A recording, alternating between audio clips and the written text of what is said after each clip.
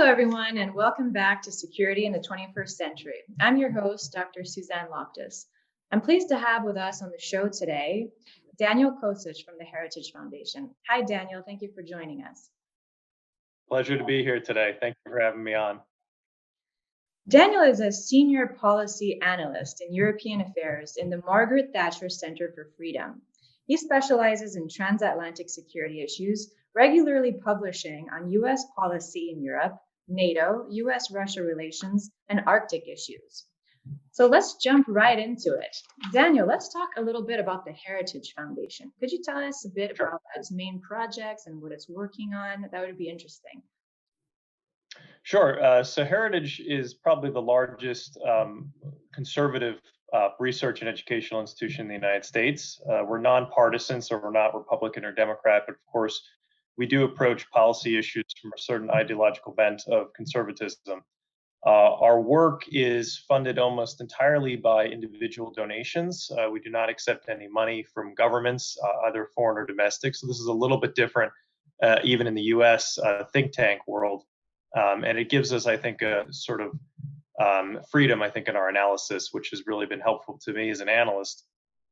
Founded in 1973, the idea was that Heritage wanted to get conservative policy ideas into the Washington, D.C. bloodstream, so to speak, and to do so with some intellectual rigor. So we formulate and promote conservative public policy areas based on principles of free enterprise, limited government, individual freedom, traditional American values, and the area that I work on in particular, which is a strong national defense.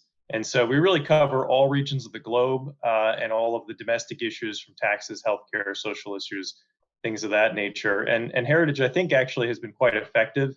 For 3 years running now, Heritage was ranked the #1 think tank in the world for public policy impact. And I think that that's really a testament to not only the research that we do, but also the way that we're able to get that research in front of key policymakers.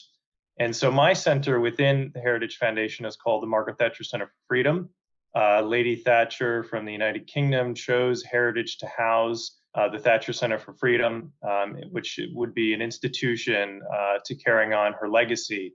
And she chose that in the United States, and we're very honored for that to have been the case. And so our work in particular focuses, of course, on the US-UK special relationship, but also on transatlantic relations and international organizations. And I work in particular on security issues in Europe. So, great. Well, thanks for sharing.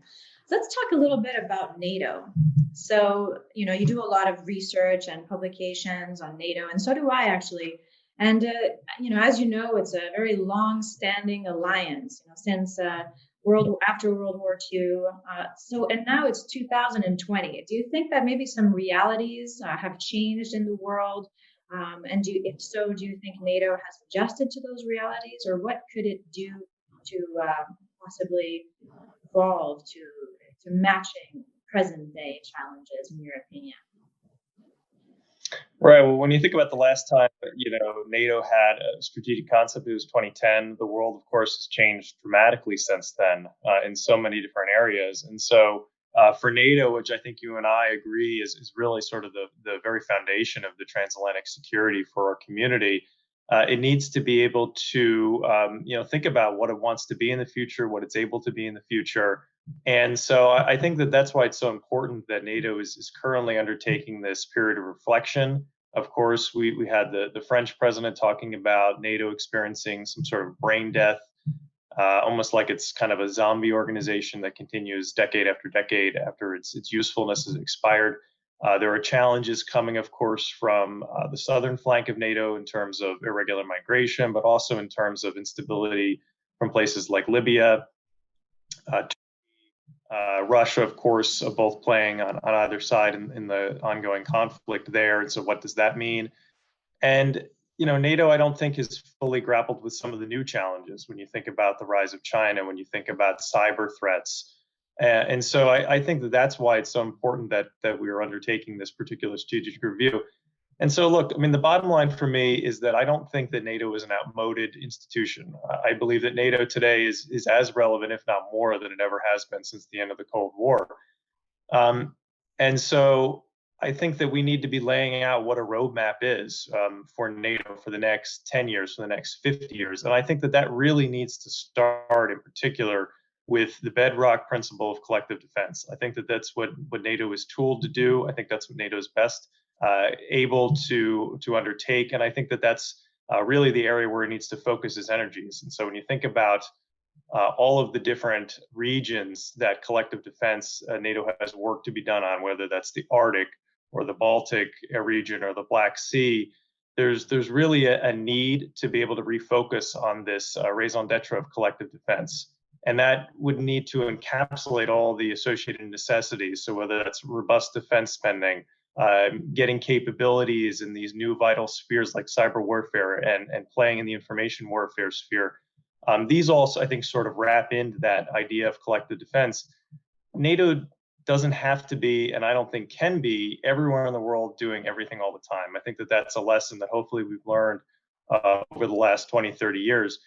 But it should think long and hard about getting involved in sort of out of area operations, I think, moving forward. I think there's plenty to do for the alliance in the North Atlantic area north of the Tropic of Cancer, which is the area of its responsibility laid out in the North Atlantic Treaty. And so I think that while this focus needs to remain on collective defense, I think there's plenty to be done there. There is a role for the alliance, I think, on some of these emerging challenges. So I mentioned the China challenge, disinformation, of course, now global pandemics. We've seen NATO taking on a role, in particular in Europe, in terms of moving equipment and PPE to different countries, especially early on in the pandemic. And then, of course, there's this ongoing threat for terrorism. I do think there's a NATO role within that. We could, of course, talk about that. But I do think that that needs to be secondary to the main focus of that collective defense operations for NATO. It's true that as threats evolve, organizations must evolve with those threats. And as they evolve geographically as well, I mean, there's no reason for NATO to stay focused only on continental Europe. There are, of course, many useful out-of-area operations it could engage in as well. Recently, we saw that US President Donald Trump has ordered to remove some of the US presence in Germany. I was wondering what you thought about that, and if you thought that was a strategically wise move, or why did he do that? Perhaps explain to our audience a little bit more what that means for the alliance. Right. So I think that the short answer to your question is no. I don't think that this was a wise move. And I think that it sends this quasi signal of U.S. retrenchment. So the decision was that the U.S. would remove 12,000 troops from Germany.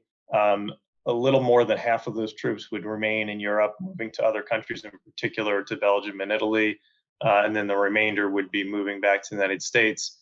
And so I think that it's actually somewhat puzzling. I think it undermines the significant efforts that the administration has made in bolstering collective defense in Europe. I don't think that oftentimes they get a lot of credit for that, but they really have been they have made quite a bit of effort in terms of U.S. engagement, whether that's rotational forces, temporary deployments of things like Patriot missiles to the Baltics. They have really been quite engaged, I think even more so than the previous administration. And so that's why this move is puzzling. And so it also has the downside from an American perspective of saddling US taxpayers with what is going to be a significant cost of closing bases in Germany, moving troops and families from those bases either back to the US or to other bases in Europe, establishing new facilities on both sides of the Atlantic to house these forces. It's not clear to me. There was a hearing last week in the U.S. House of Representatives Foreign Affairs Committee that the Pentagon has any idea how much this is going to cost at all. And so it doesn't give you a ton of confidence in the decision. When you think about all the security challenges that we've discussed a bit already around Europe's periphery, American capability really needs to be increased, not reduced, I think. And so when you think about some of the 6,500 troops that the U.S. is planning to keep in Europe are planning to be deployed rotationally to the Baltic and Black Sea regions. And so I think that that's, while there needs to be a stronger U.S. presence in those regions, I think that that can be achieved just as effectively today from our bases that we currently have in Germany. In effect, as we say in the United States, we're robbing Peter to pay Paul. And I think it's really creating unnecessary divisions within the NATO alliance, within our European allies, because there's somewhat of a sense of competition really between countries for U.S. attention, for U.S. troops. And I don't think that that's a healthy status for NATO. And I would also add that it's far more preferable for the U.S. to establish a permanent presence in Eastern Europe rather than our continuous reliance on rotational forces. So permanent forces have an advantage over rotational forces. And when you think about training, when you think about relations with our allies, and oftentimes the advantages that we hear for rotational forces is a cost advantage. And I think that that's even a bit dubious. But look, this presence shouldn't be drawn from U.S. forces in Europe, this increased presence in Europe, whether it's permanent or rotational, but it rather should come as an additional complementary initiative to bolster U.S. contributions in the region. And I think, therefore, bolster collective defense. It comes to mind, there's been a lot of debate about this 2% of GDP contribution from allies.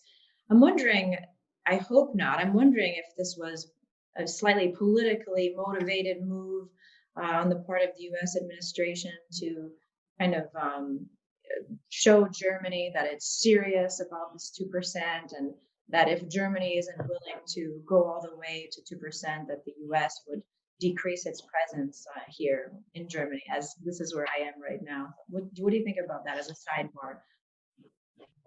Sure. No, I think that, look, this administration clearly has harped on the 2% issue. This isn't necessarily anything new. Republican and Democrat presidents have done this for a long time. And you think there's a quote, I think, from Dwight Eisenhower back in the 50s about Europeans making a sucker out of Uncle Sam. So, I mean, this kind of rhetoric has been going on for some time. This administration in particular, though, has really honed on it. They're frustrated in particular with Germany, of course, a very strong economy, the most robust economy in Europe, and there could be an element of trying to put on additional pressure to the Germans to actually hit that target by 2024. I think currently it's 2030 is the plan, but in some ways it still makes, even if that were the case, it really kind of leaves you scratching your heads, because most of the forces the U.S. is keeping are moving to Italy and Belgium, which spend even less than Germany does on defense, and they're further away from the eastern flank, in particular northeast flank of NATO. So the whole question really is very puzzling. Even if it is a political message, it makes no sense strategically.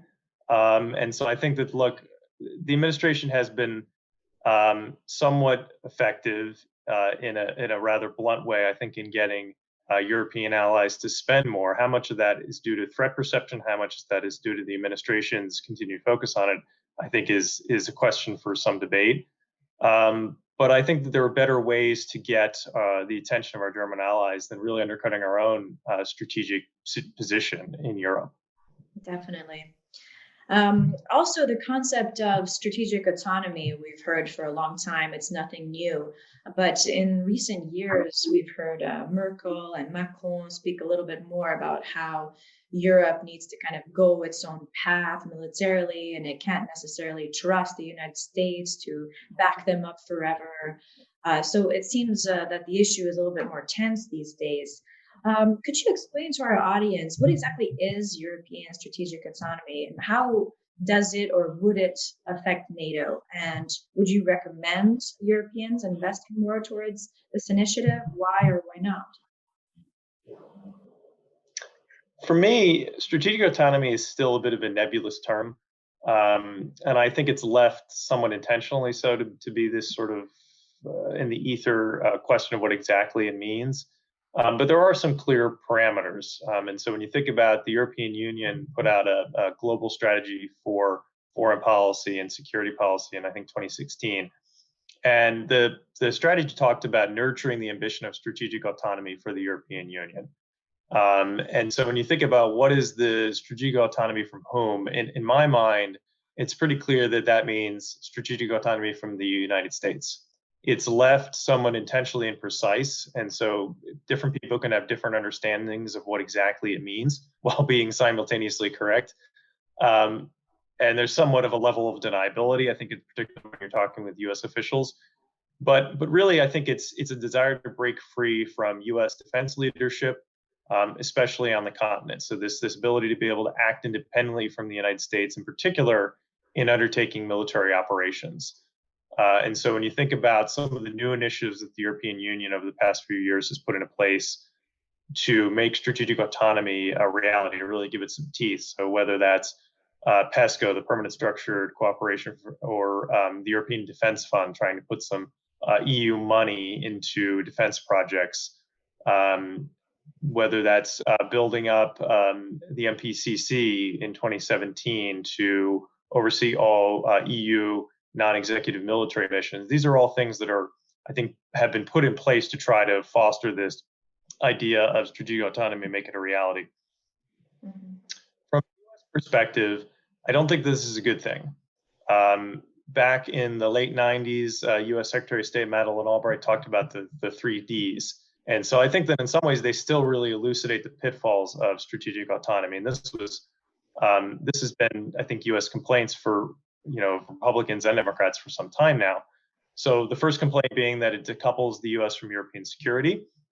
It duplicates structures that already exist within the NATO alliance, which of course, most European countries are a member of.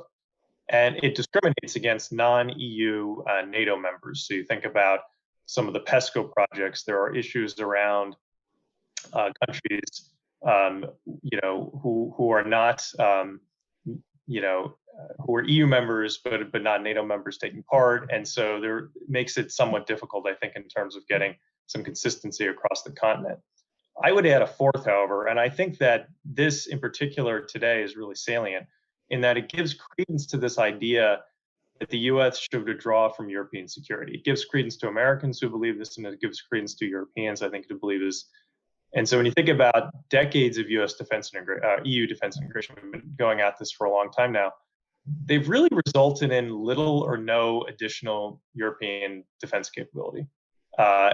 So I think that it really instead gives credence to people on both sides of the Atlantic who think that the U.S. Can disengage, that it's safe for the U.S. to disengage.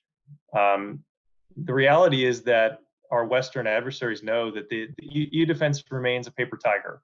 That's not going to be rectified through defense integration. And so I think the answer continues to be a robust US-led NATO alliance. That's the only true guarantor of transatlantic security, and I don't think that that's going to change anytime soon. And you can see this even in the recent EU budget numbers in terms of defense. This is not a serious effort, in my mind, to increase defense capabilities. In my view, NATO needs to continue to be given the right of first refusal for all European security operations before any EU coordinated operation is undertaken. The EU does have a constructive role to play in some security aspects in Europe, in particular, those areas where they have competency. So whether that's counterterrorism or energy security, investment screenings, we think about some of the China questions. There are real areas here for not only the United States, but also NATO to work with the EU. But I don't think that strategic autonomy in terms of defense is really the right avenue, because I think that it undermines NATO, and I think that it continues to chip away at that link between Europe and the United States, which ultimately I think is very dangerous for security. Well, yes, if you think about the U.S. nuclear umbrella, it's kind of almost impossible for the Europeans to consider themselves completely independent from the United States. They would need that security guarantee, of course, in the event that something very serious should happen.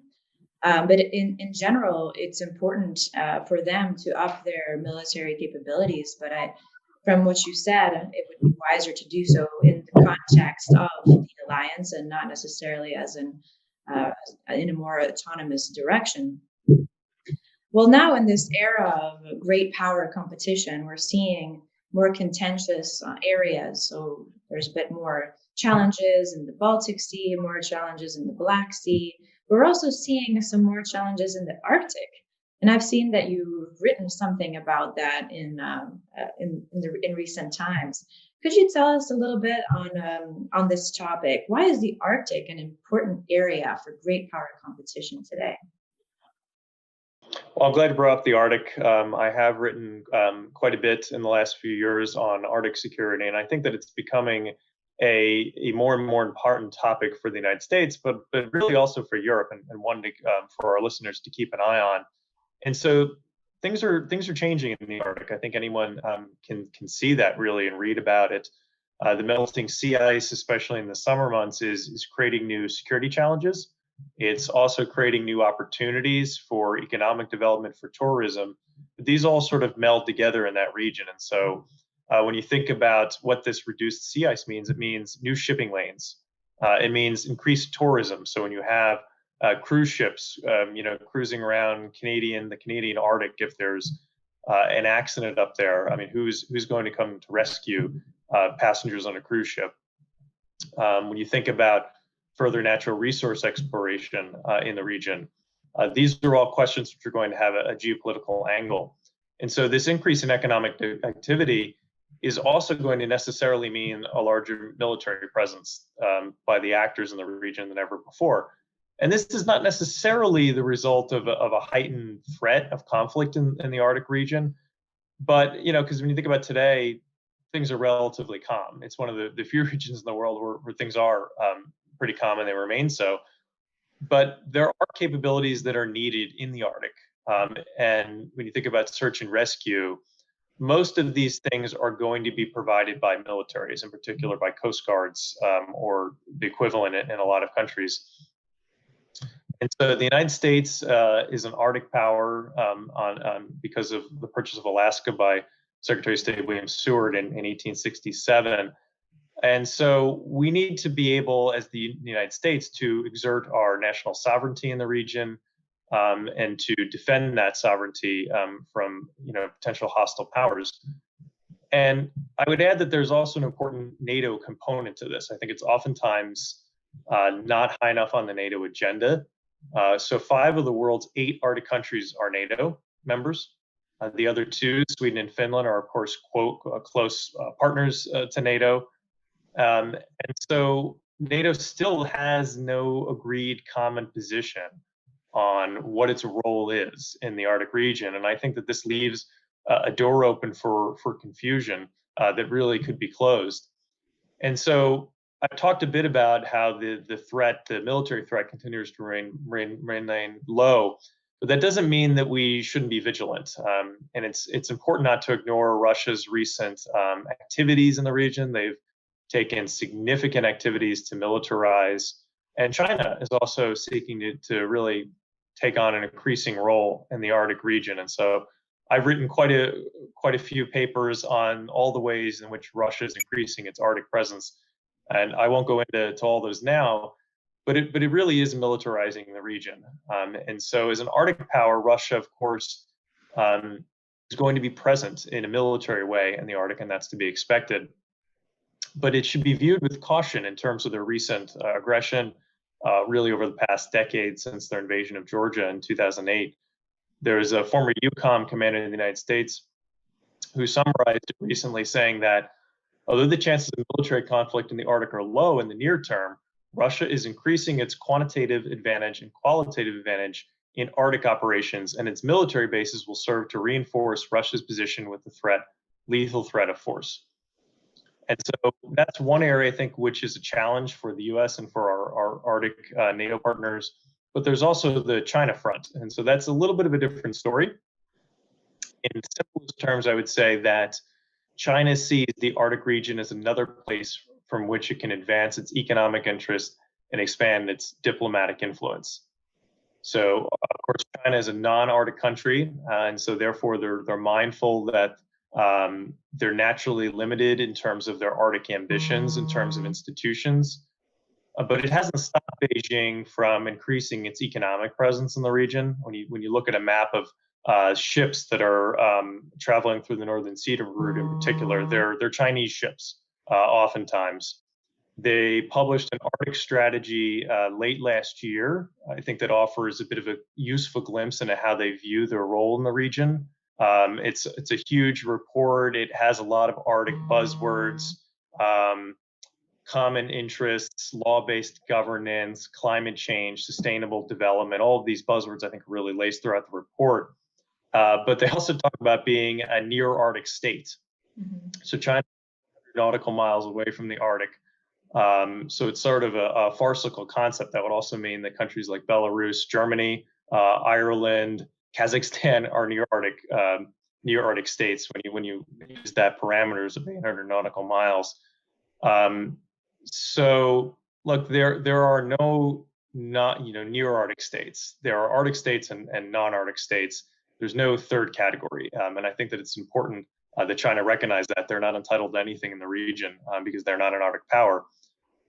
For the U.S. and for NATO, we have significant interests in the region, and those are only going to continue to increase as sea ice continues to decrease and as we see economic activity continue to tick up. And so it's time to take preparations right now to not fall behind. These measures, I don't think, are preparations for armed conflict. However, they are preparations for a peaceful future, and that future is coming one way or another. And one of the components of great power competition is energy security, and you mentioned that also. So would the United States have certain, let's say, energy projects in mind up there? I know that right now Russia and China have already started developing a pipeline, if I'm not mistaken, from there. Is it the Yamal pipeline? Or would you know anything about that you could share with us? Yeah, so I mean, of course, it's a hugely important region for Russia in particular for hydrocarbons. There are environmental impacts of that. There was a huge oil spill in Russia's Arctic just a few weeks ago now, which is all kinds of sea animals are washing up on the shore dead, and it's causing some people in the immediate region who live there to become sick. China is partnering in some of these projects with Russia. There's also a huge interest, I think, in shipping some of the hydrocarbons that Russia is taking out of the ground in their Arctic region to China directly via the Northern Sea Route. Of course, Norway has some drilling operations in the Arctic. The UK, of course, in the region around the Arctic.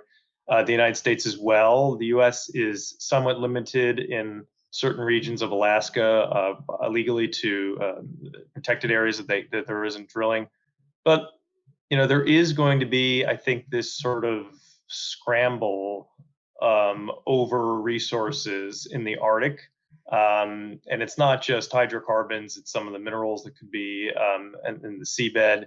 And then there's also this question, I think, of transport. And this goes everything from shipping lanes. So when you think about how much faster you can ship goods from China to Europe by the Northern Sea Route versus going around India and through the Suez Canal, it saves you hundreds of thousands, even millions of dollars a year for these shipping companies to ship things that way. And that changes the geopolitics in some ways of Europe as well. The ports that are receiving these goods could be different than those that are seeing high volumes right now.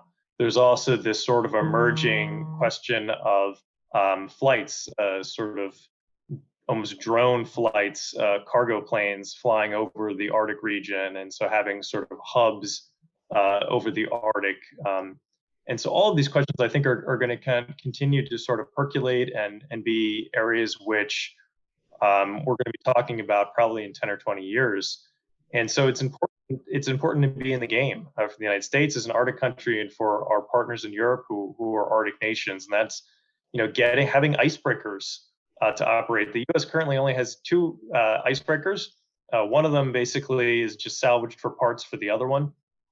And so when you think about that, it really limits the U.S.'s ability to operate in both the Arctic and also Antarctic, especially during winter. And so that's concerning. And you think about if that ship were to break down, the U.S. would probably have to ask Russia to help us get out of that quandary. And so that's really, really a dangerous situation. So the U.S. needs to be in the game. Our NATO partners need to be in the game in terms of developing a real strategy, because this region is going to really, I think, be a hotbed for geopolitical activity in the next 20 to 50 years. Yeah, definitely. We can see why the region is so strategically important for many different actors. Going back a little bit to the transatlantic relationship more specifically, we're seeing that there is a lot more diplomatic tensions these days.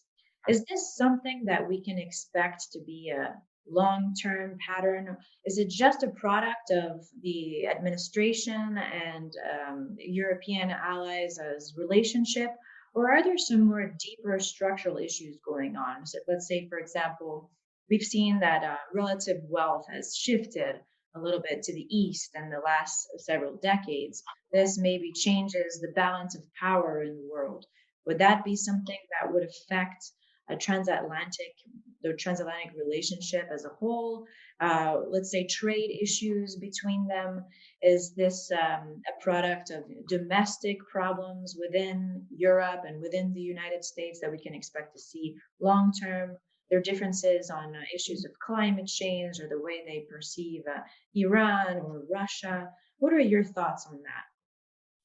I think that there are short-term deviations between administrations in the United States, which is, I think, part of the piece here. But I do think that there are deeper structural changes which are causing larger fissures that overcoming, I think, is going to be a little bit more difficult. So first, when you think about some of the more, I think, short-term trends, so the Trump administration in particular has shown a preference clearly for bilateral discussions with individual nations over working with Brussels.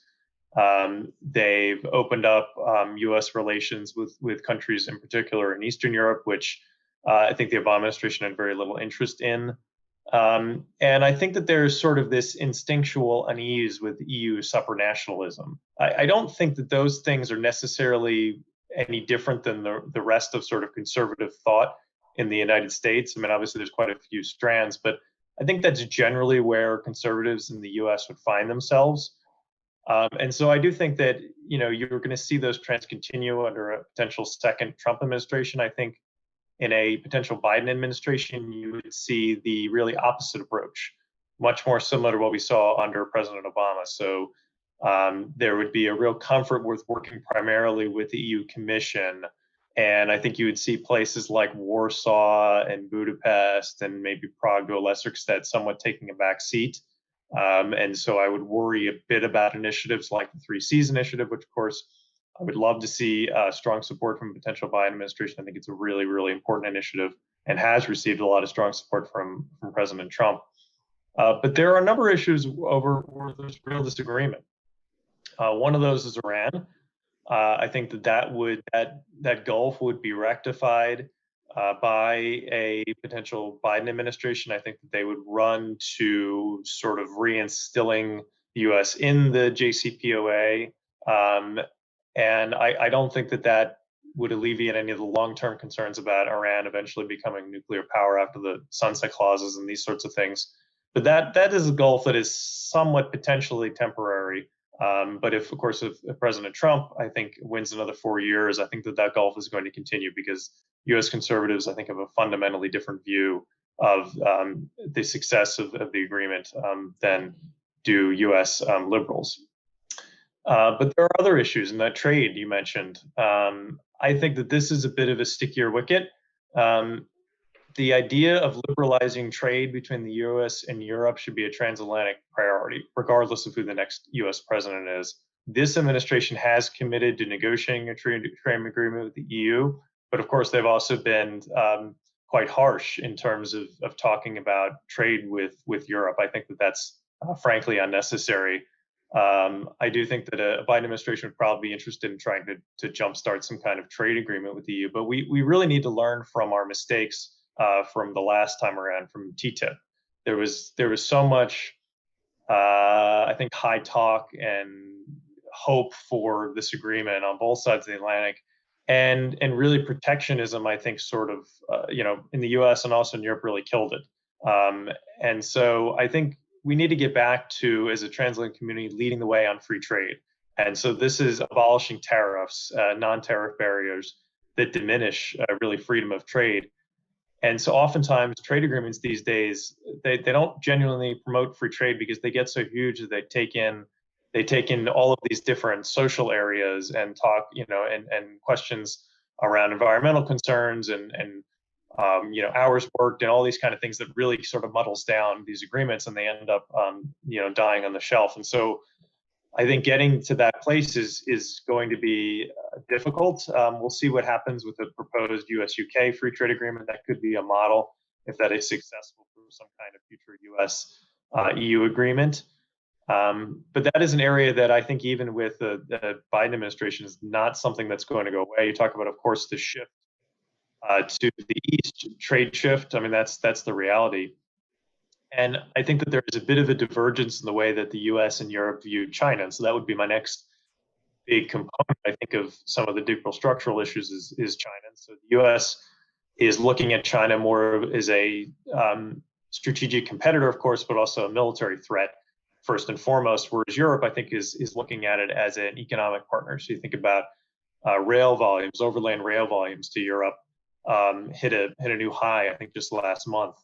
And so that trade, even during the pandemic, is continuing. Now, some of that, of course, is because having so many flights and ships coming in, but trade is really I think the lens through which Europe views the relationship with China. But I hope that perhaps China's cover up of the pandemic and some of the mass diplomacy mistakes that they made in Europe and the disinformation will really force the transatlantic community onto the same song sheet, because to me, it is the preeminent question for Europe and the United States in the next century, really. How do we react to the rise of China as a preeminent power? In my view, it's a mistake for Europe to try to create some sort of third way on China in between the U.S. And the Chinese.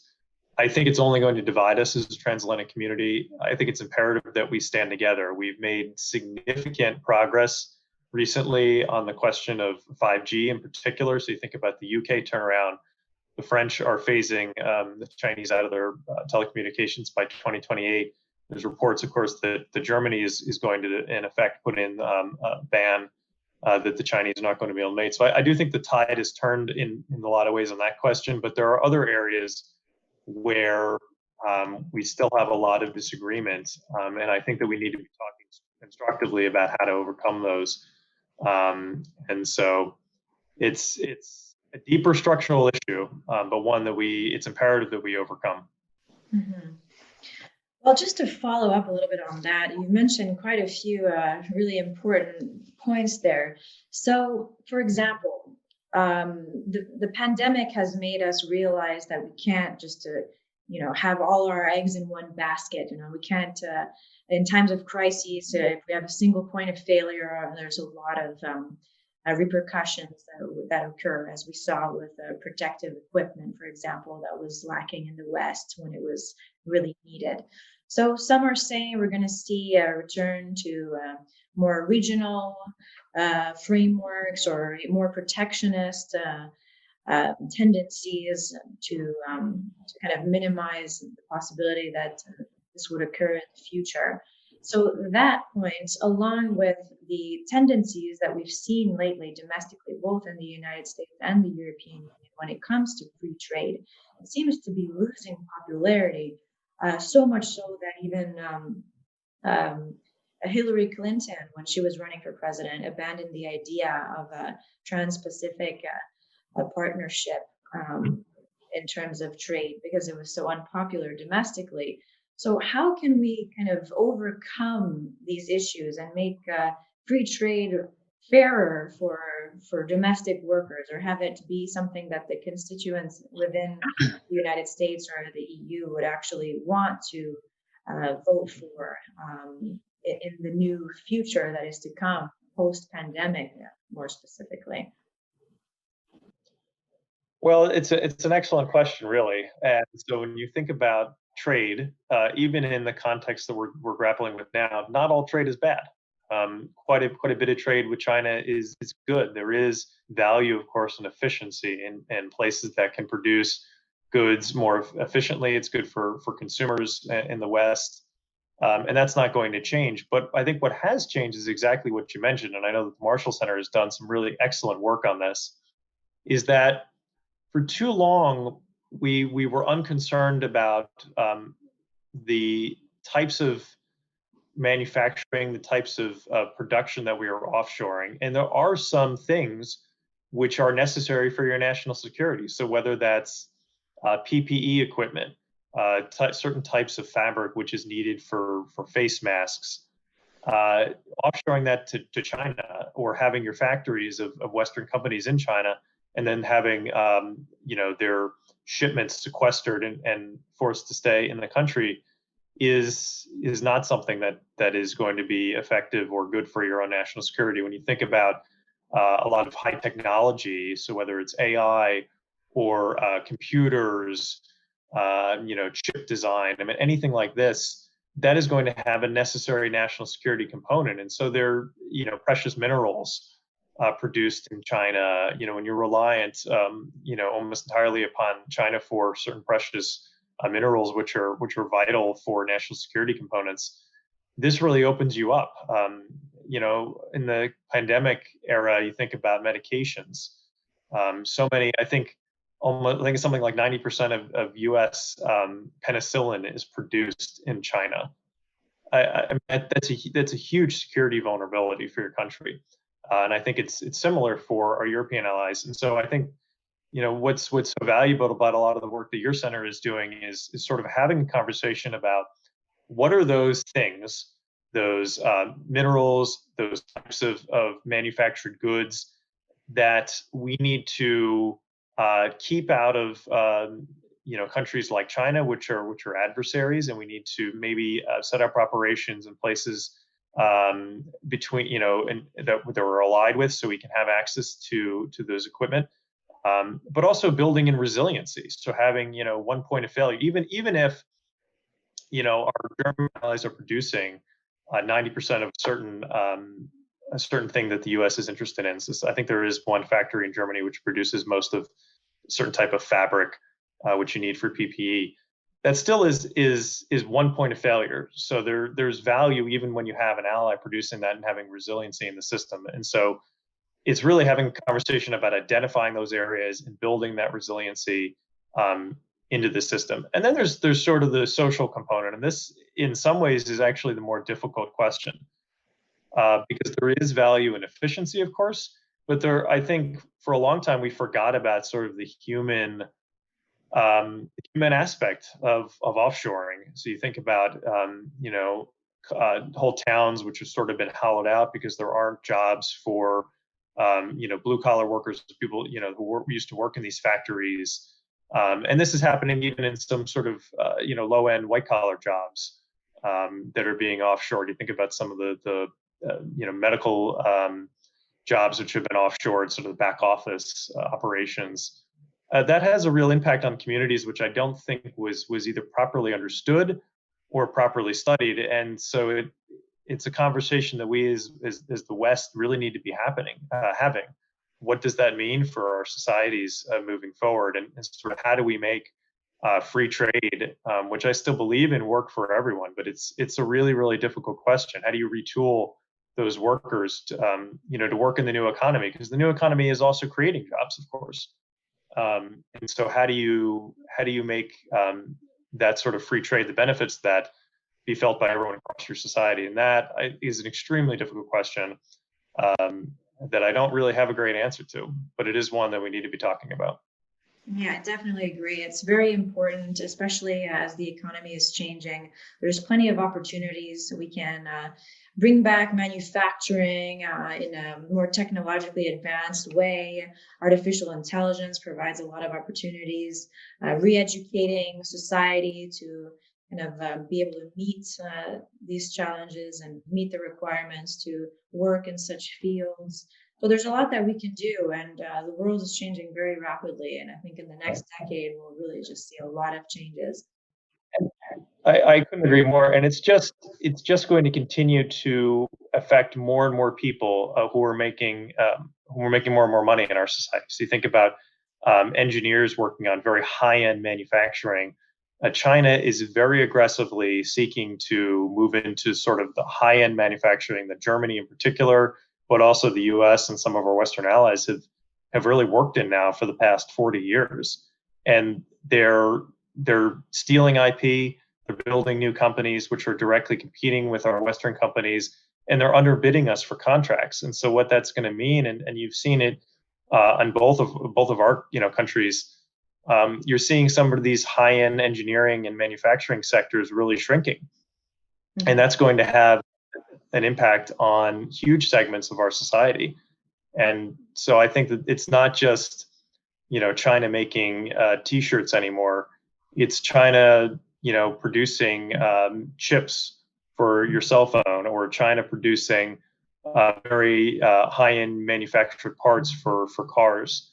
And so this challenge is going to snowball if we don't sort of have the conversation and put in place real measures to try to mitigate those impacts. Definitely agree. And now, last but certainly not least, I wanted to ask you your opinion on disinformation campaigns, as that's the third largest theme of this video podcast series. So in terms of Russian and Chinese disinformation campaigns, not saying they're the only ones who engage in such activities, but in terms of their disinformation campaigns, how do you think that they affect the strength of the transatlantic relationship? Do they, are they weakening the ties? Are they creating a lot of rifts? Are they succeeding at what their objectives are? And what can the West do to counter these threats? Certainly a big concern for the West. I don't want to overstate, I think, their success, but I do think that there has been some real impact, and it's impact that we may not feel for another 10, 20 years. I mean, look, Chinese and Russian disinformation campaigns, they're trying to exploit vulnerabilities within our societies. They're trying to drive wedges within the transatlantic alliance. I think sometimes we do things which play into those operations, but they're trying to undermine people's faith in democratic institutions in all of our countries. It's no secret that public trust in institutions of our democracies are low. I was just looking at a poll of U.S. numbers and of belief in certain public institutions. It's very low, and so we're facing really a constant assault on those pillars from those two actors in particular. Just this week, there was a Russian troll factory which was uncovered in Germany, pumping out disinformation. So this is going to be a continuous threat, and so they're equal opportunity. The Russians and the Chinese are going to use tropes of both the radical left and the radical right. So you see stories about migrant crime, which are made up or whatnot to inflame sort of public opinion. But you also see talk about sort of the U.S. Having a nuclear spill in Lithuania or something like this, and so sort of you have that kind of almost left side angle that they're trying to take. And so they're taking advantage of our openness and freedom, and they're trying to sort of undermine really the fabric of our societies. And so countering this threat it's an immediate challenge, but it's also, I think, in some ways more importantly, a longer term challenge. And so the solution lies in calling out the lies of the disinformation, utilizing some of these public diplomacy tools that we used to, at least especially in the United States and in the West generally, use very well during the Cold War. To effectively sort of tell the truth, to tell our story.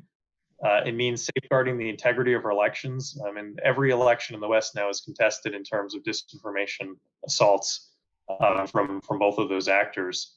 When you think about safeguarding even just the infrastructure that we use for elections, the systems, our voter rolls, there's a cybersecurity angle there. When you think about, I think perhaps most importantly, having an educated population who's on guard for stories from places like outlets like RT or ones that are tied to the Chinese Communist Party and question those. Or, if you see a video on Twitter that just seems like it's just maybe doctored or just too perfectly attuned to inflame a certain hot button issue at that moment, it's probably too good to be true, and it's probably fake. And we've seen that in the United States in particular recently. Why do we allow Chinese propaganda farms to masquerade as benign cultural organizations in our colleges and universities? I mean, Confucius Institutes are everywhere. And I think we're just now sort of opening our eyes to Chinese funding for research institutions and what does that look like, and sort of the political influence that goes on there. And so, we've seen this disinformation talking about huge swath of issues, from environmental causes, anti-vaccine messaging, hugely, especially for Russia. That's a huge area that they push. Racial strife messaging, messaging on police brutality, even advocating for separatist movements in the United States, in California and Texas. This is all pushed by Russia. Disinformation to try to weaken the U.S. and the West generally. And so we need to be vigilant. And there's sort of a long slog. There's no real silver bullet on this question, and it's everywhere. It's an asset, I think, that really roots away at the foundations of our democracies, and it's threatening to pull us apart as a transatlantic community. And I think when we're divided, it makes it much easier for both of those actors to sort of to deal with us. But I think as a united front, it's much more difficult. But it's a hard question. We just need to be constantly on guard as a public, in terms of knowing that this disinformation is out there all the time. Exactly. And it just makes it all the more complicated with social media, just the constant communication that everyone's having. And it's like using our own strengths against us, our freedom of speech against us. As, oh, I can say anything, I can vocalize my opinion about everything, and use, as you said, the pre-existing societal rifts and pre-existing differences within groups and societies to just tear it apart. I saw an article that mentioned that the more sensationalist something is on social media, the more likes it gets, and the more it gets retweeted or reshared, and it just tends to kind of grow from there and create a whole movement in itself. So fake news travels much faster than regular news. But in any case, Daniel, I really want to thank you for taking the time to join us today. I really enjoyed our conversation. This was wonderful. Thank you so much for having me on, Suzanne. My pleasure. And for the audience, thank you so much for tuning in to Security in the 21st Century. Make sure to stay tuned for the next episode.